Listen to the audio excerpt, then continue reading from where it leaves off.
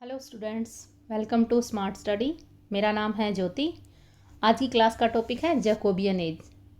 हमने Elizabethan age कर ली है, अभी जैकोबियन एज आ रखी है। उसका टाइम पीरियड है 1603 से 1625। ठीक है, एलिजाबेथन एज का क्या टाइम पीरियड था? एलिजाबेथन एज का था 1558 से लेकर 1603 तक। कई बार ना एलिजाबेथन एज में ही जैकोबियन एज को सबमर्ज कर लिया जाता है। मतलब जो जैकोबियन एज के जो राइटर्स हैं ना, उनको एलिजाबेथन राइटर भी ही बोला जाता है, लेकिन इसमें स्लाइट सा डिफरेंस है, वो देख लेते हैं। इससे पहले कि हम क्लास स्टार्ट करते हैं, थॉट्स ऑफ डे। अपने लक्ष्य को देखकर कभी ये न कहें कि मैं ये नहीं कर सकता। इससे आपके सफल होने के चांस 50% तक कम हो जाते हैं।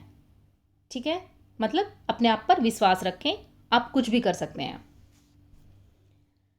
जैसा कि मैं बता चुकी हूँ, आज का हमारा लेक्चर है Jacobean era. Jacobean era refers to the period of English and Scottish history. ठीक है, क्या है ये इंग्लिश और स्कॉटिश हिस्ट्री, इससे रिलेटेड है। और जो जैकोबियन ईरा है, मैं पहले बता चुकी हूँ, जो हमारे इस एज के राइटर आएंगे ना, लाइक बेन जॉनसन या फिर हमारे थॉमस मिडल्टन, थॉमस हेवुड, ये जितने भी राइटर आएंगे इनको एलिजाबेथन भी बोला जाता है। अगर आपके 4 ऑप्शन आते हैं और पूछ लिया जाता है बेन जॉनसन किस पीरियड से रिलेटेड है, एलिजाबेथन से हैं, जैकोबियन से हैं, या फिर एंग्लो सैक्सन से या मॉडर्न, तो आप वहाँ पे जैकोबियन ईरा करोगे। अगर जैकोबियन ईरा ऑप्शन में नहीं है तो फिर आप एलिजाबेथन के साथ जाओगे। ठीक है, चलिए कंटिन्यू करते हैं। जो जैकोबियन ईरा है, जैसे कि हमारे एलिजाबेथन पीरियड किसके नाम के मतलब किसके नाम के ऊपर पड़ा है, वो क्वीन एलिजाबेथ के नाम से आया है, एलिजाबेथन पीरियड। और ये जैकोबियन ईरा किसके नाम से आया? जो James first of England, James first of England के नाम से ही जैकोबियन ईरा आया है। और ये जेम्स फर्स्ट ऑफ इंग्लैंड कौन थे? James sixth of Scotland. जो स्कॉटलैंड के जेम्स सिक्स थे ना, उनको ही इंग्लैंड में जेम्स फर्स्ट बोला जाता था। ठीक है, मतलब जेम्स को स्कॉटलैंड में सिक्स्थ बोला जाता था, और जो जेम्स को फर्स्ट इंग्लैंड में बोला जाता था। ठीक है, James first also called James sixth of Scotland. वो कौन थे? जो क्वीन एन है उसके तो हस्बैंड थे, और जो क्वीन मैरी होती थी उनके बेटे होते थे। और जो Jacobean era also succeed Elizabethan era and precede Caroline era. ठीक है, जो जैकोबियन ईरा से पहले कौन सी एज आती है? एलिजाबेथन एज, और उसके बाद कौन सी आएगी? Caroline.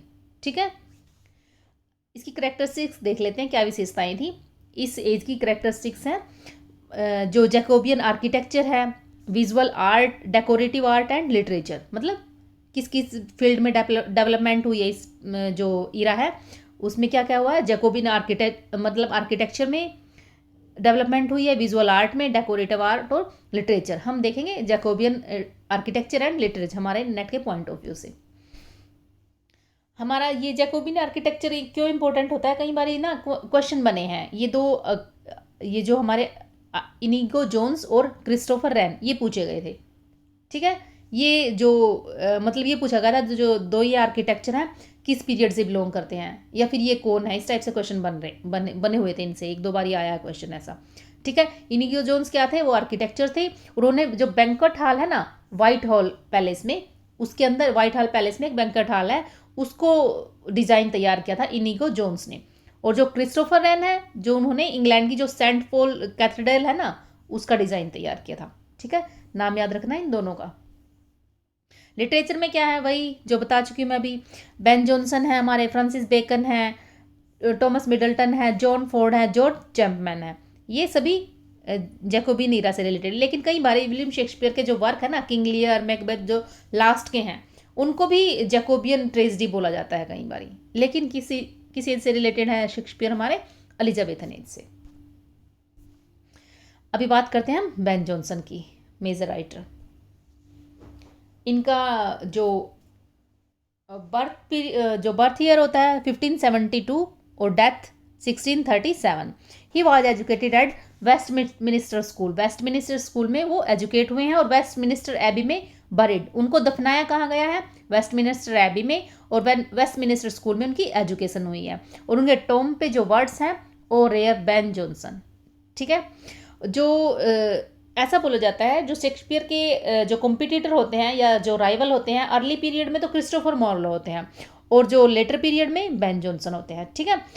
Marlowe had been Shakespeare's great rival in his earlier period, so was Ben Jonson in his later period, ठीक है।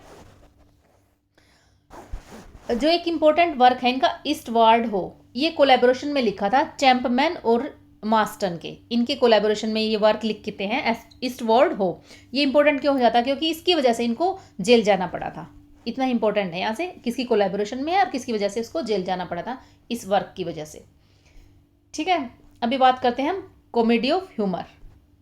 ये मैंने यूनिवर्सिटी वीट आए थे ना, तब मैंने डिस्कस किया था ना इसको, जब बताया था भाई बेन जॉनसन है हमारे, उनको यूनिवर्सिटी वीट्स में क्यों शामिल नहीं किया गया है, इतने अच्छे राइटर थे, इतने अच्छे ड्रामाटिस्ट थे।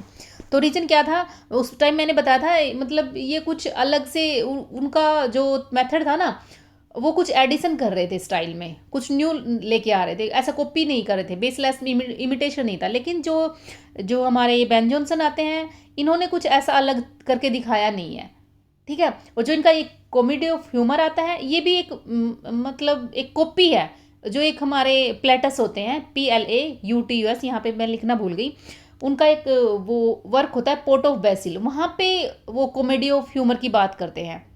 तो जो हमारे बेन जॉनसन है इन्होंने सेम टिट्टो चीज़ वहाँ से उठा ली है, ये ऐसे ही, ठीक है। अब बात करते हैं हम, मतलब प्लेटस ने out of England comedy of humour को इंट्रोड्यूस किया है, लेकिन इन इंग्लैंड में बेन जॉनसन ने कॉमेडी ऑफ ह्यूमर को इंट्रोड्यूस किया है। The comedy which Ben Jonson created is known as comedy of humour. हाँ, अब बात करते हैं मतलब है क्या। ये बोलते हैं जो बेन जॉनसन होते हैं, हमारी बॉडी में ना 4 फ्लूइड्स होते हैं। जो ह्यूमर है ना 4 फ्लूइड से क्रिएट होता है, और वो 4 फ्लूइड कौन से होते हैं, ये बायोलॉजी की टर्म्स हैं। एक तो होता है कोलर, एक होता है बाइल, एक होता है फैगम एंड ब्लड। एक मिनट, कौन से कोलर, बाइल, फैगम एंड ब्लड, ये 4 फ्लूइड होते हैं। जब इनमें से कोई भी एक फ्लूइड भी एक्सेस में हो जाता है इंसान में, तो दैट लीड्स टू ह्यूमर। कैसे? जैसे कोलर मेड कोलरिक, जो कोलर फ्लूइड है हमें ज़्यादा कोलरिक बना देता है, हमें इरिटेबल बना देता है, चिड़चिड़ा बना देता है, ठीक है। ये चारों टर्म्स आपको याद रखनी है। और कोलर, जैसे मैं बता रही हूँ, कोलर किस चीज़ को लीड करता है, और जो बाइल है वो मेलैंकली को लीड करता है। मतलब हमारा जो अगर बाइल एक्सेसिव हो जाता है हमारी पर्सनैलिटी में तो हम ज़्यादा मेलैंकलिक हो जाते हैं, पेसिमिस्टिक हो जाते हैं। अगर फैलमेटिक होता है तो हम ज़्यादा स्लग्गिश हो जाते हैं। और अगर ब्लड सैनविन ये ज़्यादा हो जाता है, ब्लड का मतलब जो ये यहाँ पे डिस्कस किया है ये फ्लूइड है, तो हम लाइवली ऑप्टिमिस्टिक ज़्यादा हो जाते हैं, ठीक है। मतलब ये चीज़ें अगर स्टैंडर्ड रहे, लाइक ज़्यादा या मीडियम रहे, ना तो कम हो ना ज़्यादा हो, तो बात ठीक है। लेकिन जब ये चीज़ें एक्सेस में हो जाती है, एक भी फ्लूइड जब एक्सेस में हो जाता है, एक मिनट अरेज कर लेती हूँ इसको, जब इनमें से एक भी एक्सेस में हो जाता है that leads to humour in the character. Like एक मूवी में देखते हैं ना हम कई करेक्टर, जैसे मैं बात करूँ वो ऑप्टिमिस्टिक ज़्यादा होता है। एक मूवी होती है, मैं उसका नाम भूल गई, उसमें जो शुरू में ही वो करेक्टर आता है, रेड उसने कपड़े पहने हैं और उसके पास बहुत बड़ी गाड़ी है, रेड ही उसके पास बड़ी गाड़ी है। तो उसका फ्रेंड बोलता है ये कैसे ली तुमने? वो बोलता है मेरी लॉटरी लगी थी इतने करोड़ की, ऐसे ऐसे मैंने ले ली। फिर थोड़े टाइम बाद फिर जैसे मूवी ग्रोथ करती है तो बीच में फिर आता है वो, उसके पास अभी छोटी गाड़ी है। वो बोलते हैं अरे तुम्हारे पास तो बड़ी गाड़ी थी, ये कैसे? वो बताता है मैंने इतने ऐसे ऐसे मैंने लॉटरी लगी थी, इतने रुपए का मुझे मैंने वो बिजनेस में लगाया और इतने रुपए का मुझे घाटा हुआ है। वो बोले अरे आपको तो बहुत घाटा हुआ। फिर वो बोलता है नहीं नहीं घाटा किस चीज़ का, मुझे तो इतने करोड़ का एक्सपीरियंस मिला। मतलब जो जितने करोड़ का वो बताता है ना मुझे लॉस हुआ है, वो बोलता है अपने आप ही बोलता है फिर अपने फ्रेंड को ही, नहीं नहीं मुझे तो ना इससे एक्सपीरियंस मिला है, मुझे कोई घाटा वाटा नहीं हुआ। ऐसे करते करते फिर थोड़े टाइम बाद फिर दिखता है वो मूवी में, अब उसके पास बाइक है। वो बोलता है तू तो बाइक पे आ गया। वो बोलता है नहीं नहीं मतलब कैसे आया तू बाइक पे? वो बताता है मैंने इतने रुपए इतने करोड़ का लॉटरी जीती, इतने करोड़ बिजनेस में लगा, इतने करोड़ का घाटा हुआ, और तो मुझे अभी बाइक लेनी पड़ेगी। वो बोले तुझे तो घाटा हुआ। फिर बोलता है नहीं नहीं मुझे कोई घाटा नहीं हुआ, मुझे तो उल्टा इतने करोड़ का एक्सपीरियंस मिला है। वो लास्ट में सब कुछ उसका फिर साइकिल पे दिखता है, फिर सब बिल्कुल ख़त्म हो जाता है। फिर वो बोलता है, फिर भी लास्ट में यही बोलता रहता है, नहीं नहीं मुझे कोई घाटा वाटा नहीं हुआ है, इतने करोड़ का मुझे एक्सपीरियंस मिला है। तो क्या इस स्टोरी से क्या समझ आया आपको? मतलब ये ह्यूमर क्रिएट किया ना उसने, ऑप्टिमिस्टिक था लेकिन एक्सट्रीम लेवल पे ऑप्टिमिस्टिक था। ठीक है, ऐसे ही हमारे शायद विक्टोरियन पीरियड में करेक्टर आते हैं, वो भी बहुत ऑप्टिमिस्टिक होते हैं। मतलब उनके घर में आग लग जाती है, वो बोलते हैं कोई बात नहीं, लगने दो, ऐसा तो चलता रहता है ऐसे। और ऐसे ही अगर कोई फ्लैगमिक हो जाता है तो उसमें अगर स्लो चल रहा है कोई, वो ठीक है, लेकिन अजीब लेवल पे धीरे धीरे चलना बिल्कुल, तो वो that creates you humour.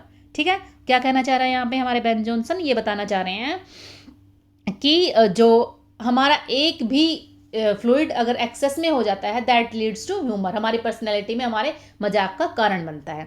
He focus on eccentricity of character and exaggerate it to the point of absurdity. और जो ये एक्सेस में हो जाता है ना हमारे, तो वो एब्सर्डिटी क्रिएट करता है, एब्सर्डिटी लीड्स टू ह्यूमर। ठीक है, एब्सर्डिटी का मतलब मीनिंगलेसनेस, हम ऐसी हरकतें करते हैं जिनका कोई मीनिंग ही नहीं होता। ये था इनका कॉमेडी ऑफ ह्यूमर, याद रखना। और कहाँ से है ये इंस्पिरेशन? प्लेटस के पोर्ट ऑफ बेसिल से। अभी बात करते हैं हम बेन जॉनसन की कॉमेडीज़ की। इनकी इंपॉर्टेंट कॉमेडीज़ हैं every man in his humour, Epicoene का सबटाइटल है the silent woman, alchemist, Bartholomew fair. और जो कॉमेडी है उनको, इनकी कॉमेडीज़ को बोला जाता है ये रियलिस्टिक थी। ठीक है, they depict the realistic life of London. ये लाइन याद रखना, comedies of Ben Jonson depicts the realistic life of London. ठीक है, अब बात करते हैं हम, एक मिनट पेन ले लेती हूँ मैं। अभी बात करते हैं हम every man in his humour. ये क्या है? इसके जैसे प्रयोग में ही जो शेक्सपियर नहीं, बेन जॉनसन होता है ना, थियरी ऑफ ड्रामा पे कमेंट करता है और वो बताता है कि जो मेरी थियरी कैसी होगी ड्रामा की, मतलब मेरा ड्रामा कैसा होगा। वो बोलता है but deeds and language such as men do use and persons such as comedy would choose when she would show an image of time and sport with human follies and not with crime. ठीक है, मतलब मेरी language, मेरे जो deeds हैं वो कैसी होंगी, मतलब क्या कहना चाह रहा है, मैं रियलिज्म दिखाऊंगा अपने वक्त में। अभी इसका जो स्टोरी देख लेते हैं, अभी तो उसके प्रयोग की बात की हमने।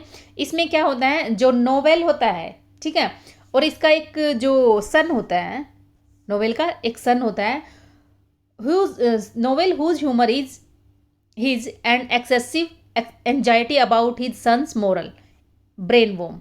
ठीक है, इसका बेटा होता है ब्रेन वोम। इसके मोरल बिहेवियर को लेके, भाई ये मतलब इसका बिहेवियर ठीक नहीं है, इसको लेके ज़्यादा एक्सेसिव हो जाता है। ठीक है, और कुछ ये करेक्टर हैं नेटले, मैथ्यू, और फिर इसके पीछे ना वो एक सर्वेंट को लगा देता है, ऐसे स्टोरी चलती है इसमें।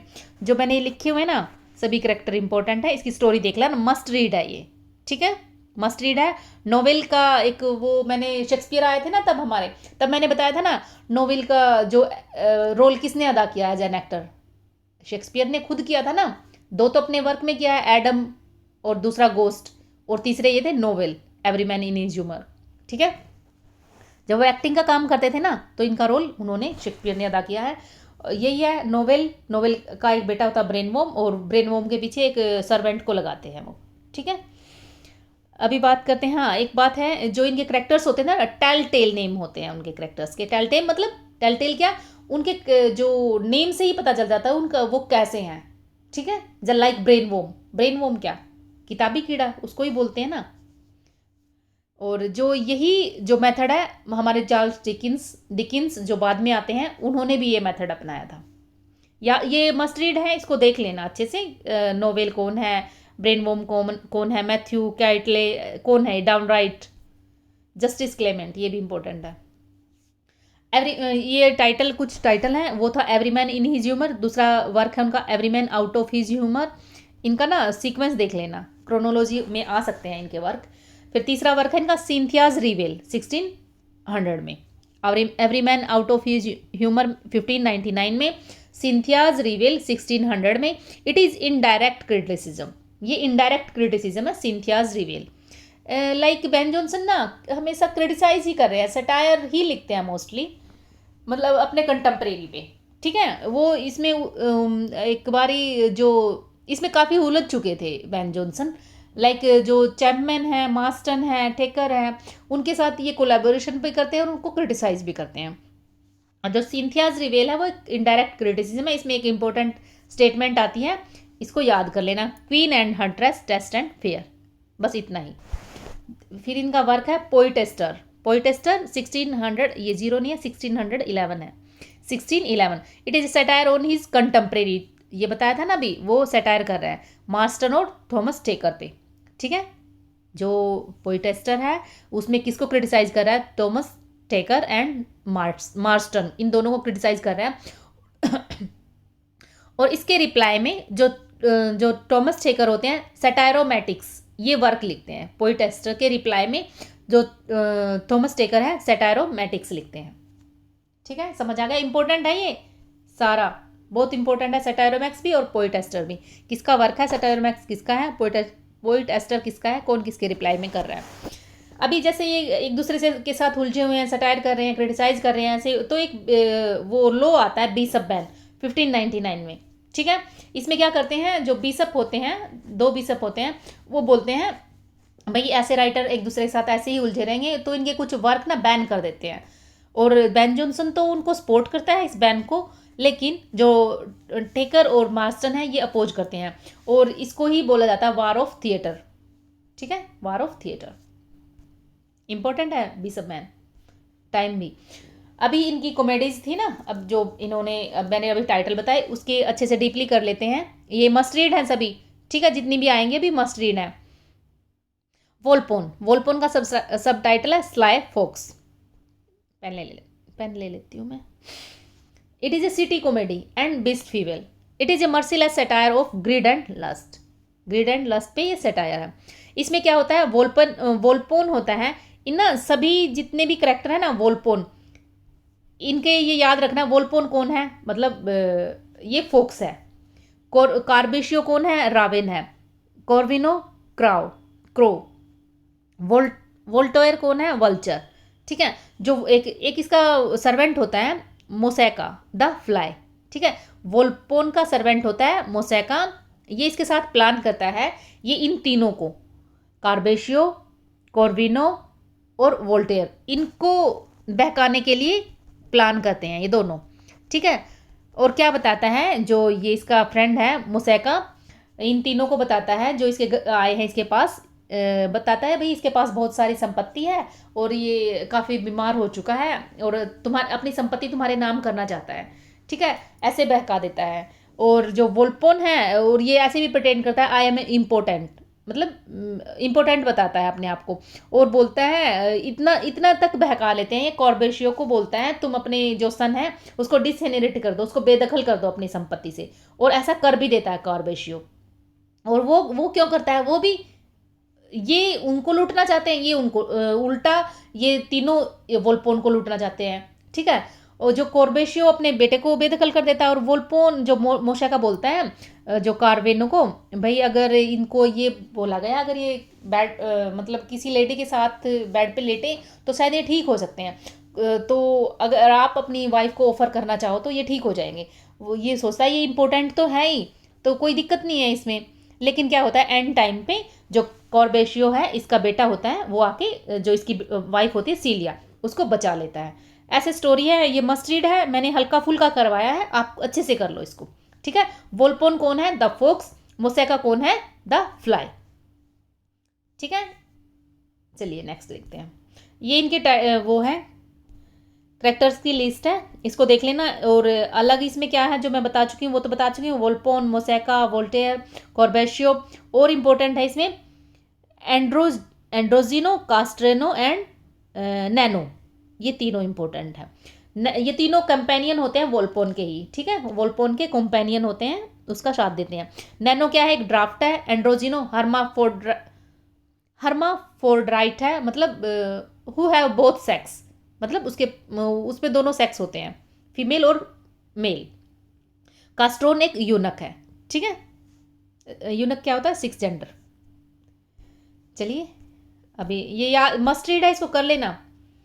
अल्केमिस्ट, इसकी स्टोरी देख लेते हैं। अल्केमिस्ट क्या होता है, इसमें शुरुआत में ही क्या होता है, ओपनिंग सीन में ही जो एक लॉबिट है, लंदन में एक प्लेग फैल गया। ये जो हमारे बेन जॉनसन है ना, हर कॉमेडी में, हर जितने भी वर्क हैं उसमें लंदन की सिचुएशन दिखा रखी है। तो क्या ये मैंने पहले भी बोला ना, realistic situation of London depicted in his comedies.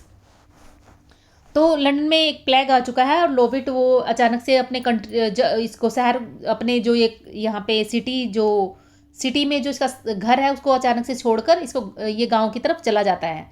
ठीक है, जैसे कोरोना में हुआ था, सभी गांव की तरफ आ गए थे। तो ये अचानक से अपना घर छोड़ के अपने नौकर के हवाले और गांव की तरफ आ जाता है। और जो इसका नौकर जो जर्मी है, वो क्या करता है, जर्मी जो इसका नौकर है वो मिसयूज़ करता है इसके घर का।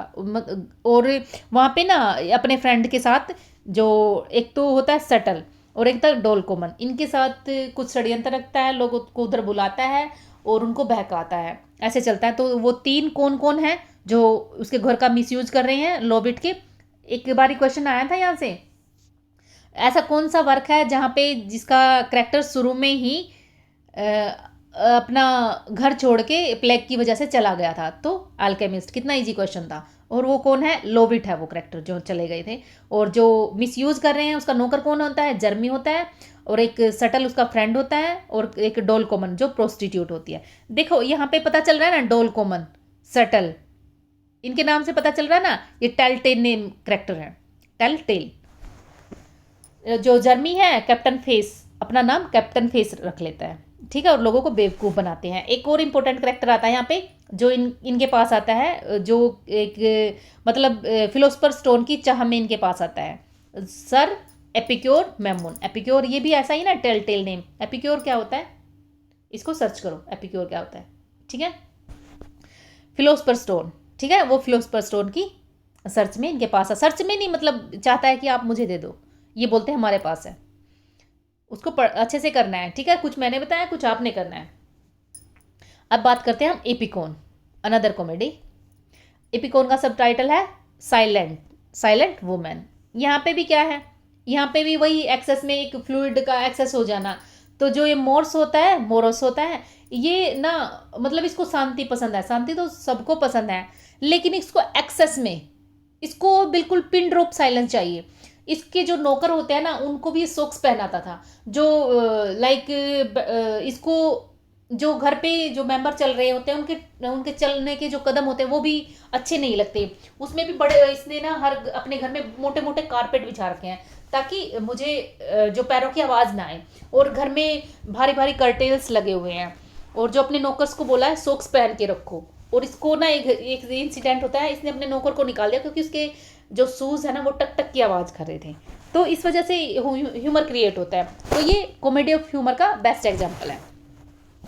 ठीक है, मोरोस क्या होता है, वो एक इसका जो नेफ्यू होता है यूजिन, उसको डिसिनरेट कर देता है। मतलब वो बोल देता था मैं तुझे अपनी संपत्ति नहीं दूंगा। इससे परेशान हो जाता है यूजिन और वो प्लान करता है कि अच्छा ठीक है, तो मैं आपकी शादी करवाऊंगा एक एपिकोन, एक साइलेंट वोमन से। लेकिन क्या होता है, और किसके साथ प्लान करता है, क्यूट ब्रीड और थॉमस ओटर, इनके साथ करता है, जो कि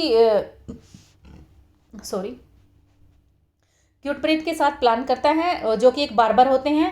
और कैसे करता है, ये एक लड़के को ना एक लेडी बना देता है और बोलता है अंकल आप इससे शादी कर लो। लास्ट में क्या होता है, शादी के बाद वो अचानक से चिल्लाने लगता है और वो परेशान हो जाता है क्योंकि उसको तो थोड़ा सा भी आवाज़ पसंद नहीं है। वो फिर कोर्ट की तरफ भागता है डिवोर्स लेने के लिए, लेकिन कोर्ट में उसको वहाँ पे काफ़ी नॉइस हो रखा है लॉयर्स का।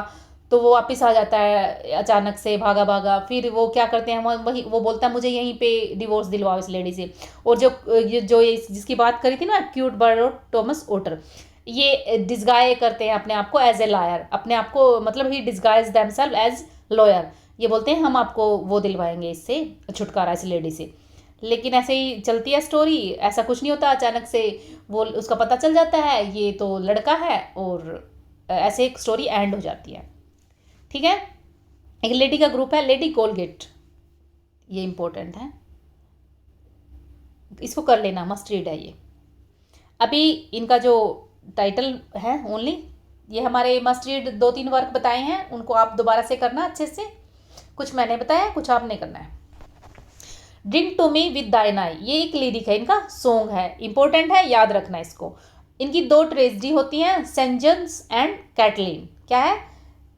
सेजनस एंड कैटलीन, इंपॉर्टेंट है ये इनकी ट्रेजेडी। एक सबसे इंपॉर्टेंट चीज़ है जो पूछा जाएगा, जो इनका एक अनफिनिश्ड पास्टोरल ड्रामा है, सेड सेफर्ड और अ टेल ऑफ रॉबिन हुड। इसका सबटाइटल है, सेड सेफर्ड का सबटाइटल है ए टेल ऑफ रॉबिन हुड। ये इनका एक अनफिनिश्ड पास्टोरल ड्रामा है। ठीक है, बेन जॉनसन यहीं पे ख़त्म होते हैं। उनकी एक ड्राइडन की कोटेशन है उनके बारे में, वो क्या है? आई एडमायर हिम, मतलब बेन जॉनसन को ड्राइडन बोल रहा है, I admire Ben Jonson but I love Shakespeare. Important है, इसको याद कर लेना। और पता करना चाहो तो ये पता कर लेना किस वर्क में ड्राइडन ऐसी बात बोलता है। ठीक है, यहाँ पे हमारे बेन जॉनसन ख़त्म होते हैं। अभी बात करते हैं हम जॉर्ज चैपमैन। जॉर्ज चैपमैन कौन होते हैं? हमारे जॉन किट आते हैं ना रोमांटिक पीरियड में, वो इसको पॉपुलर बनाते हैं। चैपमैन्स होमर, इस नाम से एक सोनेट आती है उनकी। ठीक है, तब से जॉर्ज चैपमैन पॉपुलर बनते हैं। ठीक है, इतने कुछ खास मतलब इनके बारे में पूछा नहीं जाता, लेकिन जो पूछा जाता है वो मैंने यहाँ पे लिख दिया है। क्या है वो ये, और क्यों इंपॉर्टेंट है? एक तो जॉन किट ने इनको पॉपुलर किया, एक मैंने क्रिस्टोफर मार्लो करवाया था, उनके दो वर्क करवाए थे ना, एक तो हीरो एंड लिएंडर था, दूसरा पैसिनेट पिलग्रिम नहीं, सेफर्ड्स रिप्लाई, कुछ ऐसा था, मेरा स्किप हो गया वो माइंड से। उन दो वर्क थे इनके, उसमें से जो हीरो एंड लिएंडर वर्क होता है ना क्रिस्टोफर मार्लो का, उसको कंप्लीट करते हैं, अनफिनिश्ड होता है। क्रिस्टोफर मार्लो का जो हीरो एंड लिएंडर अनफिनिश्ड होता है, जॉर्ज चैपमैन उसको कंप्लीट करते हैं। ठीक है, इतना ही, ये बात पहली आ चुकी है। स्टुअर्ट हो इसमें कंट्रीब्यूशन करते हैं Chapman with Ben Jonson and master, और जिसकी वजह से बेन जॉनसन को जेल भी होती है। दूसरे वर्क हैं इनके इंपॉर्टेंट है, blind beggar of Alexandria, all fools एक कॉमेडी है, और जो ब्लाइंड बैगर है वो किंग हिमसेल्फ है। क्वेश्चन आया था एक बारी, ब्लाइंड बैगर कौन है? वो किंग है।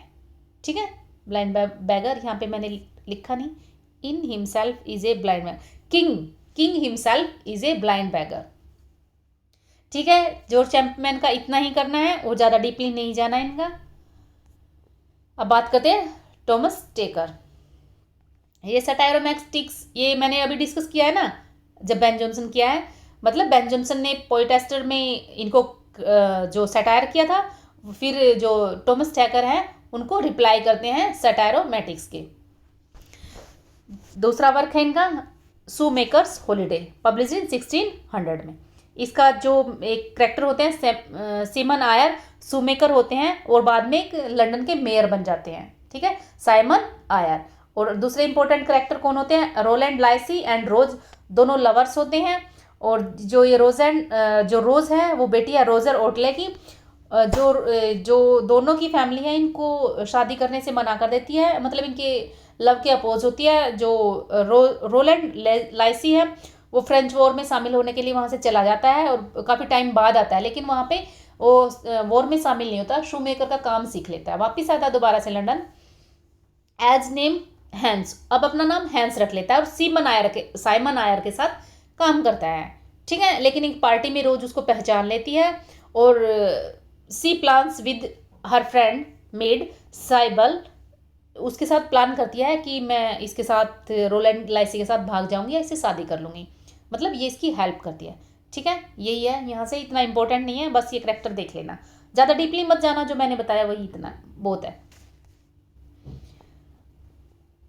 ये इनका ही वर्क है वंडरफुल ईयर, इसमें इंपॉर्टेंट है वंडरफुल ईयर। किस वंडरफुल ईयर की बात कर रहे हैं? 1603 की ही बात कर रहे हैं ये वंडरफुल ईयर। और डिस्क्रिप्शन ऑफ 3 इवेंट्स। ठीक है, इस वर्क में 3 इवेंट्स की डिस्क्रिप्शन है, वो इंपॉर्टेंट है। कौन सी? क्वीन एलिजाबेथ की डेथ, जेम्स फर्स्ट असैसिन नहीं है, मतलब James First was crowned as a king in 1603। क्या समझे? जेम्स फर्स्ट को जो राजगद्दी मिली थी इस टाइम पे, एक तो वो इंपॉर्टेंट इवेंट का डिस्कशन हुआ है, क्वीन एलिजाबेथ की डेथ डिस्कस हुई है, और आउटब्रेक ऑफ बबोनिक प्लेग, जो लंदन में इस टाइम प्लेग आ चुका था 1603 में। ये 3 इंपॉर्टेंट इंसिडेंट की डिस्कशन हुई है यहाँ पे। एक और इम्पोर्टेंट है जो मैं यहाँ पे लिखना भूल गई, हमारे जो थिएटर होते हैं ना, अभी तो डेवलपमेंट ही हुई थी। तो एक बुबोनिक प्लेग ये जो आया था इंग्लैंड में, उसकी वजह से 1603 में थिएटर क्लोज्ड भी हो जाते हैं। आगे आएगा हमारे प्यूरिटन एज में, 1642 में theatre closed because of Puritan opposition. वो उसको अपोज करते हैं 1642 में प्यूरिटन, इस वजह से थिएटर बैन हो जाता है। मतलब थिएटर को बंद कर देते हैं प्यूरिटन। लेकिन इस एज में क्यों होता है, जो जैकोबियन एज में थिएटर क्यों क्लोज होते हैं? बुबोनिक प्लेग, मतलब प्लेग की वजह से जो थिएटर है बंद हो जाते हैं। ठीक है, कब कब बंद होते हैं? जो 1642 का तो सबको याद रहता है, लेकिन 1603 वाला मतलब मोस्टली पता नहीं होता किसी को। आप याद कर लेना, 1603 में प्लेग की वजह से भी बंद हुए थे थिएटर एक बार। ठीक है, नेक्स्ट वर्क देखते हैं हमारे थॉमस चेकर का, ओल्ड फॉर्चुनेट। इसका सब टाइटल है pleasant comedy of old fortunate. ये एक जर्मन लेजेंड है, उस पर बेस्ड स्टोरी है। और जो फॉर्चुनेट कौन होता है? ये बैगर होता है। ठीक है, उसके पास एक मैजिक पर्स है। उसको एक चॉइस दी जाती है बैगर को, wisdom, strength, health, beauty, long life और रिच। इनमें से किसको चूज करना चाहोगे? जो ओल्ड फॉर्चुनेट है वो रिचीज को, मतलब अमीरी को चूज करता है। ठीक है, और उसके पास एक पर्स है। इतना ही, ज़्यादा डीपली नहीं जाना है। ठीक है, जो वंडरफुल ईयर से जो मैंने बताया वही करना है, ओल्ड फॉर्चुनेट से भी यही करना है। अभी बात करते हैं थॉमस मिडलटन की। इनका वर्क है इंपॉर्टेंट, ये तो सिर्फ टाइटल है, ये कर लेना। उसकी satirical comedies of contemporary London are intensely realistic and humorous. इनकी भी रियलिस्टिक है, लेकिन ज़्यादा रियलिस्टिक है बेन जॉनसन की। इनके जो सिर्फ इनका टाइटल इंपॉर्टेंट है, ज़्यादा कुछ नहीं है। A trick to catch the old one. दूसरा है a chaste maid in Cheapside. ये तो इनकी बात हुई कॉमेडी की। फिर एक आती है इनकी tragedy, the changeling. It is a tragicomedy. ठीक है, tragicomedy. Must read work, very very important. ये तो आपको करना ही करना है, बहुत इंपॉर्टेंट वर्क है। हमें लगभग पूछा जाता है बेटा, ये यहाँ से जरूर आएगा क्वेश्चन। तो इसकी पब्लिकेशन डेट देखनी है, क्योंकि बार बार पूछा जाता है। तो क्रोनोलॉजी में भी आ सकता है, इसके करैक्टर भी पूछे जा सकते हैं, करैक्टर की मैचिंग भी आ सकती है, कुछ भी आ सकता है। तो इसमें क्या है? Medusa complex. मेडुसा कॉम्प्लेक्स कैसे है ये मैं बाद में बताऊंगी, एक बार स्टोरी बता देती हूँ, फिर आपको समझ आ जाएगा। मतलब मेडुसा कॉम्प्लेक्स क्या होता है? वुमेन अगेंस्ट वुमेन, अभी बताती हूँ इसको मैं। सेटिंग कहाँ है? फ्लोरेंस में है। सब्जेक्ट क्या है? लस्ट। इसमें स्टोरी कैसे चलती है? जो विनायका होती हैं, इसका जो लवर होता है लिनेशियो, ये इसके साथ, इसके विनायका के फादर काफ़ी रिच होते हैं, लेकिन ये लिनेशियो के साथ आ जाती है, इससे शादी कर लेती हैं। और ये क्या करता है जो लिनेशियो, ही लोक्ड हर, वो इसको लोक कर देता है, क्योंकि वो बोलता है ये काफ़ी सुंदर है। अपनी माँ को बोलता है आप इसका देखभाल करना, इसको लोक रखना घर पे, बाहर जमाना खराब है। ठीक है, इस टाइप से। लेकिन क्या होता है, ये जो लिनेशियो का जो शक होता है वो सच साबित होता है। जो एक ड्यूक ऑफ फ्लोरेंस हैं, उनकी नज़र पड़ती है इन पे, और ही सिड्यूस सर, वो इसको सिड्यूस करते हैं with the help of Livia, a widow lady. मतलब एक विडो लेडी होती है, उसकी हेल्प से ही सिड्यूस विनायका। और जब ये इंसिडेंट होता है ना, ड्यूक फ्लोरेंस विनायका का ऐसा करते हैं, तो उसकी मदर कहाँ पे होती है? वो तो हर टाइम घर पे होती है ना, तो वो कहाँ पे होती है? ये इंपॉर्टेंट होता है। वहाँ पे एक सीन होता है, गेम एट चेस। जो लिविविया है उसकी हेल्प से क्या होता है, लिविविया इसकी जो लिनेशियो की जो मदर है उसको इस गेम में इन्वॉल्व कर लेती है। वो बोलती है चलो हम एक गेम खेलते हैं। ठीक है, उसके घर में ही ये चल रहा है। लिनेशियो की मदर और लिविविया नीचे अपने घर में वो खेल रहे होते हैं गेम एट चेस, और जो बालकनी में है, जो बनाइका और ड्यूक ऑफ फ्लोरेंस, वो बालकनी में है। ठीक है, इसलिए इंपॉर्टेंट हो जाता है। अभी बात की थी मैंने मेडुसा कॉम्प्लेक्स की। मेडुसा कॉम्प्लेक्स कैसे हुआ? कौन रिस्पॉन्सिबल हुआ यहाँ पे? बेनेकिया के जो सिडक्शन हुआ है उसके लिए कौन रिस्पॉन्सिबल है? जो लिविविया। वो क्या है? एक लेडी। मतलब यहाँ पे बोला है जो वुमेन को वुमेन के अगेंस्ट, उन वुमेन को वुमेन से ही अवेयर होना पड़ेगा। मेडुसा कॉम्प्लेक्स भी यही होता है। ठीक है, क्या होता है इसमें? मतलब वुमेन एक मिनट, सॉरी, वुमेन से ही जेलसी करती है, और वही उसके डाउनफॉल का कारण भी बनती है। ठीक है, ये था। चलिए नेक्स्ट देखते हैं। अभी बात करते हैं, हाँ ये था beware women beware women, must read है, इसको भूलना मत, सब कुछ इसका अच्छे से करना है। अभी बात करते हैं हम थॉमस हेवुड, इनका भी एक वर्क है, बहुत इंपॉर्टेंट है इनका वर्क है, a woman killed with kindness, published in 1603। दोनों का जो लास्ट वाला बताया और इसका पब्लिकेशन भी इंपॉर्टेंट है, सब कुछ इंपॉर्टेंट है, क्रोनोलॉजी में भी आ सकता है ये और आते भी है। पहले बात कर लेते हैं जो चार्ल्स जो लैम है जी, ये हमारे एक रोमांटिक पीरियड में राइटर आएंगे, वो बोलते हैं थॉमस हेवुड के लिए a sort of pros Shakespeare, a sort of pros Shakespeare, उनको प्रोज शेक्सपियर की उपाधि देते हैं थॉमस हेवुड को। ठीक है, अभी हाँ इसकी स्टोरी क्या चलती है, पहले तो देखते हैं इसका जेनर क्या है। ये ट्रेजेडी ऑफ डोमेस्टिक लाइफ है, ट्रेजेडी ऑफ डोमेस्टिक लाइफ है, और इस टाइप की ये एक ही मतलब ट्रेजेडी है, ट्रेजेडी ऑफ डोमेस्टिक लाइफ। क्योंकि सिर्फ यहाँ ना जो एलिजाबेथ एज में दो और है, लेकिन उनके राइटर का नाम नहीं पता है, वो कौन सी है, Arden of Faversham and Yorkshire tragedy, इनको याद रखना। मतलब एलिजाबेथन एज में 3 ट्रेजेडी ऑफ डोमेस्टिक लाइफ है, डोमेस्टिक लाइफ की 3 ट्रेजेडी हैं, कौन सी, एक तो woman killed with kindness, Arden of Faversham, Yorkshire tragedy. ठीक है, यहाँ से ये इंपॉर्टेंट है। और क्या है, ये एक डोमेस्टिक ट्रेजेडी है, डोमेस्टिक लाइफ के लिए, डोमेस्टिक लाइफ की ट्रेजेडी है। कैसे है डोमेस्टिक लाइफ की, मतलब इसमें क्या होता है, जो एक हस्बैंड होता है, इसमें एन होती है, फ्रैंकफर्ट उसके हस्बैंड होते हैं, और वेंडोल जो फ्रैंकफर्ट है उसका उसका फ्रेंड होता है। मतलब फ्रैंकफर्ट और वेंडोल दोनों फ्रेंड होते हैं, और जो एन होती है वो फ्रैंकफर्ट की वाइफ होती है। और क्या होता है, जो एन है ना वेंडोल से प्यार करने लगती है, और लास्ट में वेंडोल बोलता है तुम्हें चूज करना पड़ेगा हम दोनों में से, लेकिन लास्ट में ये अपने हस्बैंड को ही चूज करती है। ठीक है, ऐसे स्टोरी चलती है। लेकिन इसके हस्बैंड इसको लास्ट में मतलब एज इट इज एक्सेप्ट नहीं करते, और वो इसको अकेला छोड़ देते हैं। इसको सब कुछ दिया जाता है, मतलब खाने पीने के लिए, लेकिन इससे बातें नहीं करता। ठीक है, ऐसे स्टोरी चलती है इसकी। ये मस्ट रीड है, अपने लेवल पे खुद करना। जो इंपॉर्टेंट पॉइंट है मैंने बता चुकी हूँ यहाँ पे, क्या डोमेस्टिक ट्रेजेडी और डोमेस्टिक लाइफ। डोमेस्टिक लाइफ अपने आप होगी ना, उनकी घरेलू कथा है ये। और हाँ सबसे इंपॉर्टेंट है, टाइटल कहाँ से लिया गया, शेक्सपियर का टैमिंग ऑफ श्रू, वहाँ से टाइटल आया है। और जो प्लॉट है, प्लॉट कहाँ से आया, इटालियन नॉवल इलिसिनी, इटालियन नॉवल है इलिसिनी, उससे आया है, जो कि बाद में प्लेस ऑफ प्लेजर इसमें पब्लिश हुआ है। विलियम पेंटर का एक प्लेस ऑफ प्लेजर है, उसमें पब्लिश हुआ है इटालियन नॉवल इलिसिनी। ठीक है, क्या क्या समझ आया, टाइटल शेक्सपियर के टैमिंग ऑफ श्रू से है, प्लॉट इटालियन नॉवल इलिसिनी से है। और इसके करैक्टर याद कर लेना, हाँ ये करैक्टर है यहाँ पे, ये स्टोरी है, देख लेना। सब कुछ इंपॉर्टेंट है जो मैंने लिखवाया है, और अपने आप भी आप जाके दोबारा से देख लेना, इसको गूगल करके।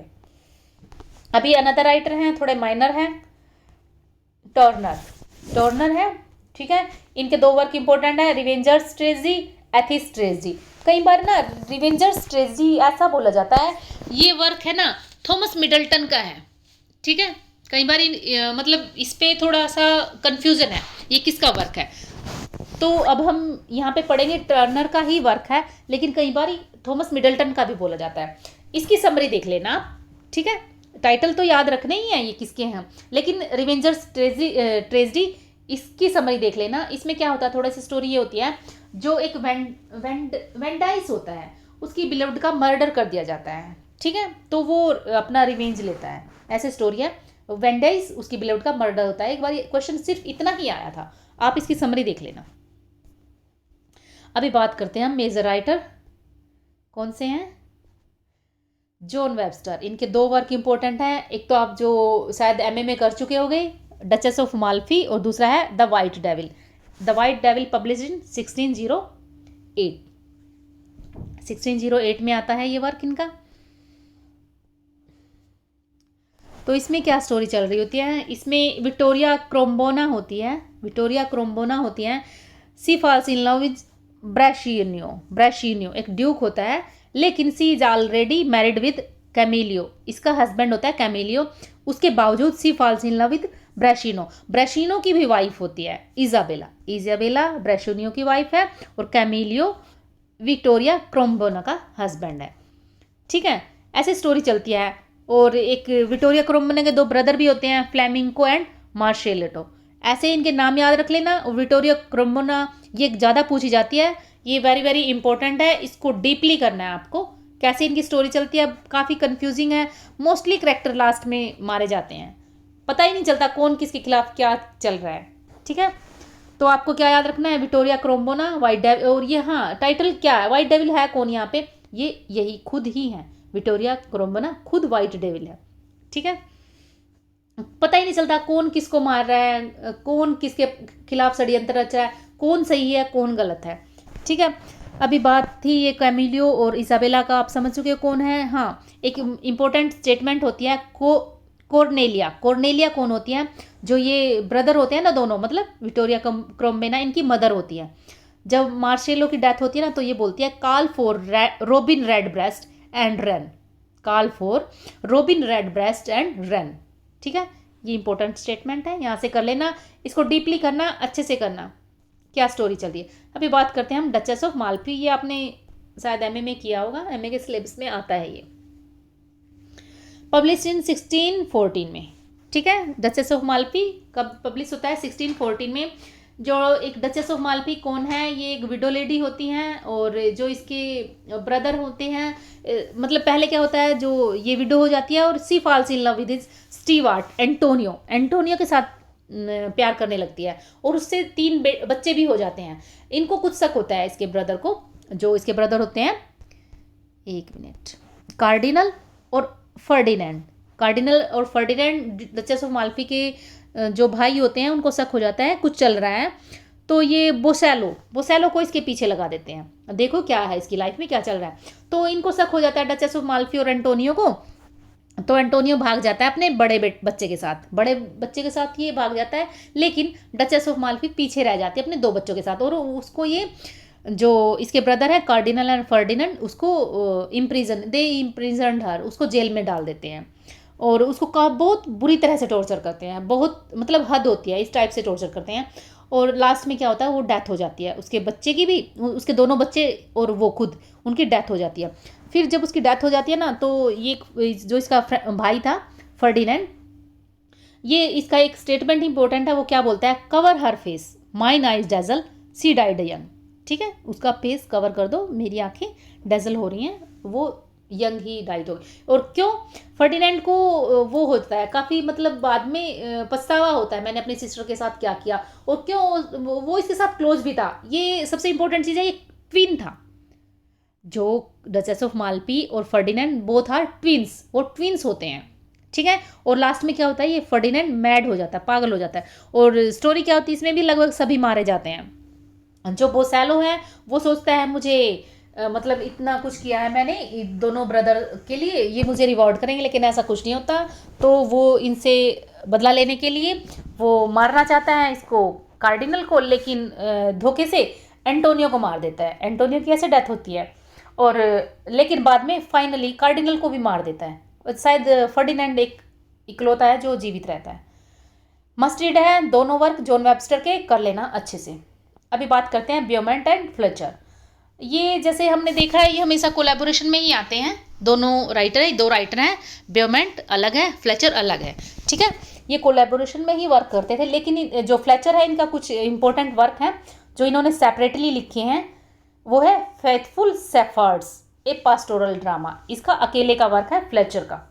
ठीक है, और ऐसा बोला जाता है जो हमारे जो फ्लेचर हैं, इन्होंने शेक्सपियर के साथ भी कोलैबोरेशन किया, उनके हेनरी 8 और 2 नोबल किंग्समैन, इनमें कोलैबोरेशन किया शेक्सपियर के साथ। ठीक है, और सिंगल वर्क कौन सा है फ्लेचर का, द फेथफुल शेफर्ड्स। इसकी समरी देख लेना, फेथफुल शेफर्ड की एक बार समरी देख लेना, मस्ट रीड नहीं है बट समरी देख लेना क्या स्टोरी है इसमें। और जो ये ब्योमेंट और फ्लेचर है, इन्होंने ऑलमोस्ट 52 जो प्ले है उनमें कोलैबोरेशन किया, मतलब ये किया। उनमें से इंपॉर्टेंट है, सिर्फ यही इंपॉर्टेंट है, the knight of burning pestle, Philaster, maid's tragedy, a king no king. Philaster का सबटाइटल इंपॉर्टेंट है, लव लाइज ए ब्लीडिंग। अभी इंपॉर्टेंट है द मेड्स ट्रेजेडी, इसको ये मस्ट रीड है, मेड्स ट्रेजेडी, इसको कर लेना। इसमें क्या होता है, जो मेड कौन होती है, एवडेन, इसका ब्रदर होता है मेलेंटियस, ठीक है, इसका ब्रदर कौन होता है, मेलेंटियस, और एवेंडेन, ये ब्रदर एंड सिस्टर होते हैं। एक ड्यूक ऑफ रोड होता है, उसकी मिस्ट्रेस होती हैं ये, ड्यूक की मिस्ट्रेस होती है। और क्या होता है, एमिंटोर और एस्पेसिया, इनकी शादी होने वाली होती है। जो ड्यूक है वो क्या षड्यंत्र रचता है, वो एमिंटोर की शादी ना एवेंडेन से करवा देता है। वो बोलता है तुम इससे शादी कर लो, ताकि वो चाहता है इस पर्पज से मैं ना एक तो मिलेंटस इसको खुश कर पाऊंगा, क्योंकि ये इसकी जो आर्मी में जनरल होता है मिलेंटिस, इसके लिए काफ़ी कुछ करता है, ये भी खुश हो जाएगा। और दूसरा, जो ये मेरी मिस्ट्रेस है, जो मिलेंटिस की सिस्टर है, जो उसकी मिस्ट्रेस है, मेरी रिलेशनशिप भी मतलब उजागर नहीं होगी इसके साथ, ठीक है। लेकिन इससे दोनों जो अस्पेशिया है और इवेंडेन है, ये काफ़ी इनको आघात लगता है और ये इस चीज़ को एक्सेप्ट नहीं कर पाती। जो एवेंडेन है जो काफ़ी वो करती है, कॉन्स्पिरेसी रचती है और लास्ट में ड्यूक ऑफ रोड को मार देती है और एमेंटोर को भी बता देती है ऐसा ऐसा स्टोरी है, ठीक है। ये मस्टरीज है, इसको करना अच्छे से। एक किंग नोकिंग, ये कुछ नहीं, बस इतना ही देख लो। किंग नोकिंग में ये एक licentious love between brother and sister, ठीक है, इसके बारे में बता रहा है। जो ब्रदर एंड सिस्टर के बीच में लाइसेस्टियस लव होता है उसके बारे में बताता है, लेकिन क्या होता है बाद में पता चलता है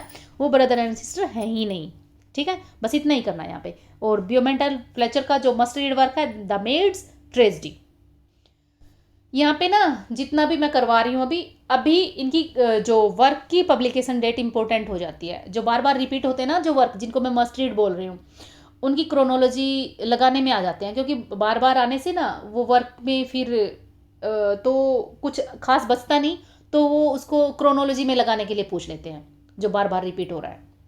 इसीलिए मैं पब्लिकेशन याद करने के लिए बोलती हूँ आपको। अभी बात करते हैं हम मैसेंजर, फोर्ड एंड शेरले, ये अलग अलग राइटर है। ये इनको बोला जाता है डेकाडेंट राइटर। डेकाडेंट क्यों? Because it leads to the end of the Elizabethan drama. इनके बाद ना लगभग एलिजाबेथन ड्रामा की एग्जिस्टेंस रही नहीं, वो डिक्लाइन हो गया था, ठीक है। वो सक्सेसर ऑफ शेक्सपियर थे और जो एलिजाबेथन ड्रामा है उसकी डिक्लाइन ऑलमोस्ट हो चुकी थी अभी। That is why they were called decadent writers. जो फिलिप मैसेंजर का टाइटल इंपॉर्टेंट है, कुछ इंपॉर्टेंट नहीं है ऐसे। फिलिप मैसेंजर का इंपॉर्टेंट है अ न्यू वे टू पे ओल्ड डेट्स। जॉन फोर्ड का है TISS a pity C is a हूर। ये भी इंसेस्ट थीम है इसकी भी, मतलब incest theme, love between brother and sister. फिर तीसरे राइटर हमारे Shirley, he is remembered for his one lyric, मतलब उनका एक सॉन्ग है उसके लिए इंपॉर्टेंट है। और ये तो आपने शायद देखा ही होगा, death lays his icy hand on kings. हमारे जो वो करते हैं ना फिगर ऑफ स्पीच, वहाँ पे आता है। इसमें डेथ लेज हिज, इसमें पर्सनिफिकेशन फिगर ऑफ स्पीच है, पर्सनिफिकेशन है, ठीक है।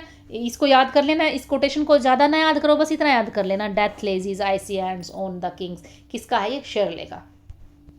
बस टाइटल इंपॉर्टेंट है इनके। अभी एक राइटर हमारे रह गए थे, जॉन मास्टन, उसको देखते हैं। जॉन मास्टन का है एक कॉमेडी है व्हाट यू विल, टाइटल। दो वर्क और हैं, एंटोनियो एंड मेलिंडा, दूसरा है Antonio's revenge. Antonio and Melinda ये दोनों लवर होते हैं और एक कॉमेडी है, ठीक है। लेकिन क्या होता है, जो जब ये शादी कर लेते हैं ना, तो इसके फादर होते हैं मेलिंडा के, वो काफ़ी टॉर्चर करते हैं एंटोनियो के जो रिलेटिव्स हैं, उनको मारते हैं। तो एंटोनियो यहाँ पे क्या रिवेंज लेता है। दूसरा जो सीक्वल है, ये एंटोनियो और मेलिंडा का सीक्वल है Antonio's revenge, it is sequel to. लेकिन ये क्या है, वो कॉमेडी थी, ये ट्रेजेडी है। बस इतना ही इंपॉर्टेंट है और इसमें कुछ इंपॉर्टेंट नहीं है, ठीक है। आज की वीडियो को यहीं पे एंड करते हैं। वीडियो के साथ हम अपनी जो एलिजाबेथन एज है, जैकोबियन एज को है, उसको भी एंड करते हैं। शायद हमारे फ्रांसिस बेकन रह गए हैं, उसको मैं सेपरेटली दोबारा से वीडियो डाल दूंगी, वो बीच में छूट गए हैं, ठीक है। और इसके बाद करेंगे हम प्यूरिटन एज। आप अपना जो जितना अभी तक हो चुका है उसको अच्छे से लर्न करो, एटलीस्ट जो मैंने करवाया है उसको तो बहुत अच्छे से कर लो, ठीक है। मगअप दैट, जो कुछ भी है उसको अच्छे से मगअप करो और अच्छे से लर्न कर लो। आज की वीडियो ये मैं यहीं पे एंड करती हूँ। Thank you for your precious time. Thanks.